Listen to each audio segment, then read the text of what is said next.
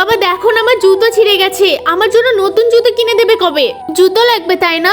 আমার কাছে মনে হয় 100 টাকা মতো আছে। তোর জুতোগুলো ছোট হয়ে গেছে, তোর জন্য আজকে নতুন জুতো কিনে দেবো। আরে ওরা এই জুতোগুলো ফেলে দিল, এগুলো আমি তোকে দিয়ে দেবো।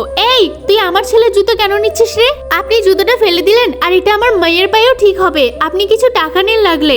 এই না না, আমার কোনো টাকা পয়সা লাগবে না। বাবা তুমি বাজারে চলো তো, তুমি আমার জন্য একটা সস্তা স্যান্ডেল কিনে দিও, সেটাই আমি পরবো। বাবা সিঙ্গারাগুলো কিন্তু খুব সুন্দর খেতে হয়েছে।